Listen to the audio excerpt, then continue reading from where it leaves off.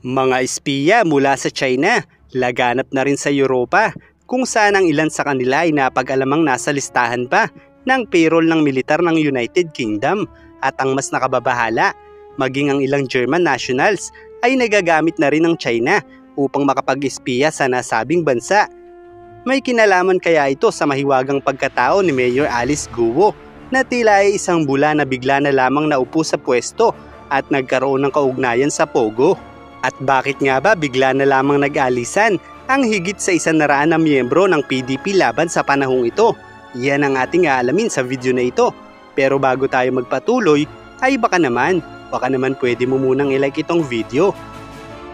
Kamakailan lamang nang dumating si Xi Jinping sa Serbia para sa kanyang European tour ay lumabas ang mga aligasyon patungkol sa mga espiyang Chino sa buong Europa, kung saan nga sa bansang UK ay ibinunyag ng Prime Minister nito na si Rishi Sunak na mayroong isang malign actor na nakalusot sa mga talaan ng sweldo ng militar ng UK at may mga ulat na konektado ito sa China. Samantala sa Germany naman ay may mga naarestong mga German citizen sa ilalim ng suspecha ng paglilipat ng mga impormasyon patungkol sa sensitibong teknolohiya patungo sa China, kasama na ang isang lalaki na nagtatrabaho para sa isang German far-right member ng European Parliament na nagngangalang Jian Guo.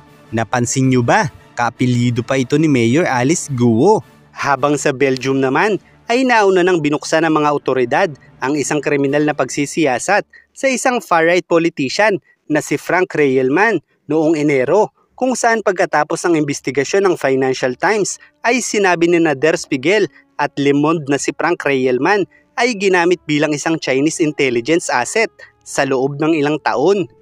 Ilan lamang iyan sa mga bansang nagpapatunay sa ginagawang pagmamanipula ng China sa bawat gobyerno ng bansa nila upang lumikha ng kaguluhan at kalaunan ay madali itong makontrol ng China.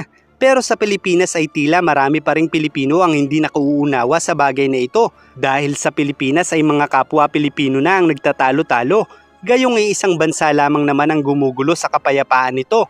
Napilit ipinagtatanggol ng ilang mahihinang Pinoy na makachino, bukod kasi sa pagkakaroon ng partnership ng China sa isang kilalang political party sa Pilipinas na PDP Laban, na numero 1 taga-usig ngayon ng kasalukuyang administrasyon laban sa China, ay lumabas pa ngayon ang pagkakasangkot ng isang mayor mula sa Bamban Tarlac na si Mayor Alice Guo, kung saan ay naging kahina-hinala ang pagkatao nito dahil bukod sa wala itong educational records ay sobrang late pa na i-register ang birth certificate nito na talaga namang kahina-hinala para sa isang tao na nagmula sa may kayang pamilya.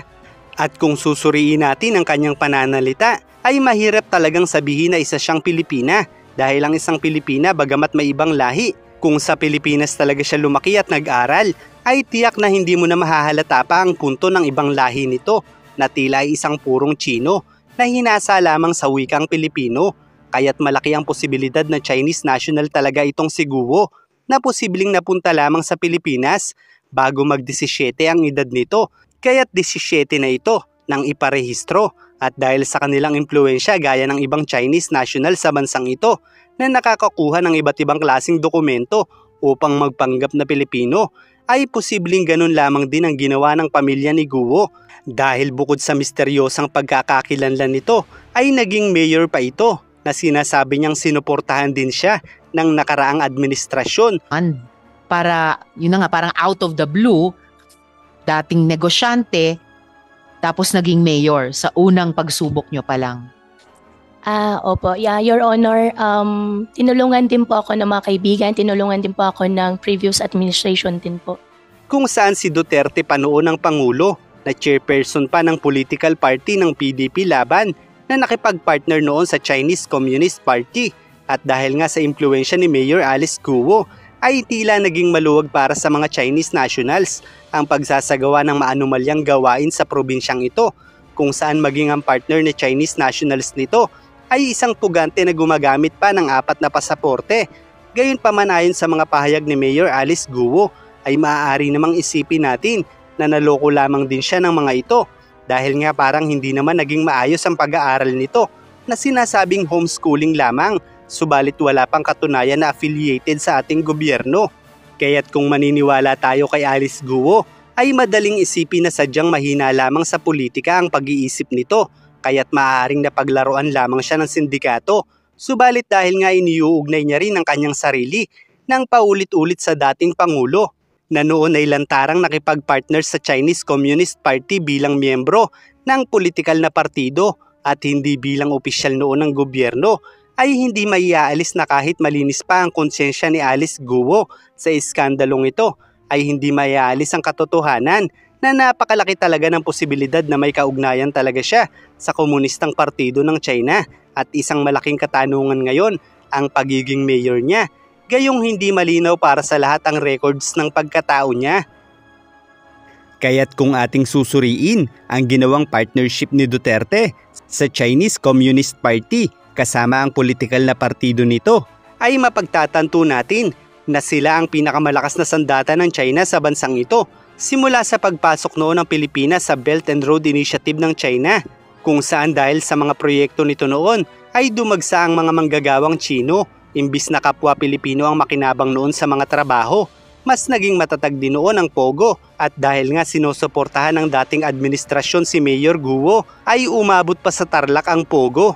Bukod pa riyan, kung matatandaan natin, ay sinusulong din noong panahon ni Duterte ang pag-aaral ng lengguwahe ng mga Chino, isang hakbang na noon sana ay magiging kapaki-pakinabang para sa mga Pilipino dahil mas lalawak ang oportunidad ng mga ito. Subalit oportunidad pa kayang maituturing sa panahong ito kung malinaw na ipinapakita ng China ngayon na wala silang pakialam sa mga Pilipino dahil ang pakay lamang nito ay kunin ang ating teritoryo at mapang-ibabawan ng ating gobyerno na kanila rin namang gagamitin laban sa mga Amerikano.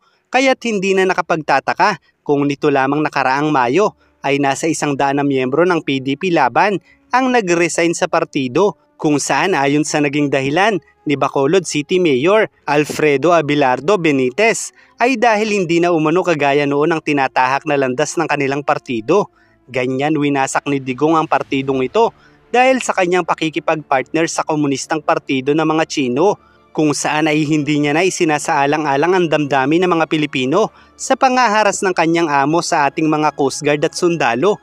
Dahil kung tunay na ang Pilipino ang iniisip niya, ay dapat lamang kaisa siya sa bumabatikos ngayon sa ginagawang panghaharas ng China. Hindi yung sila pa ang lumilikha ng pagkakawatak-watak ng mga Pilipino na hindi makabubuti sa panahong ito.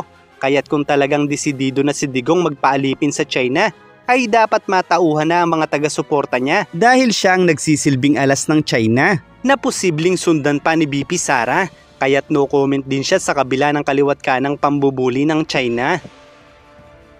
非常高兴及希望中国国家主席习近平中国驻菲律宾大使黄锡良和20中国公民致意大力庆祝中华人民共和国成立73周年。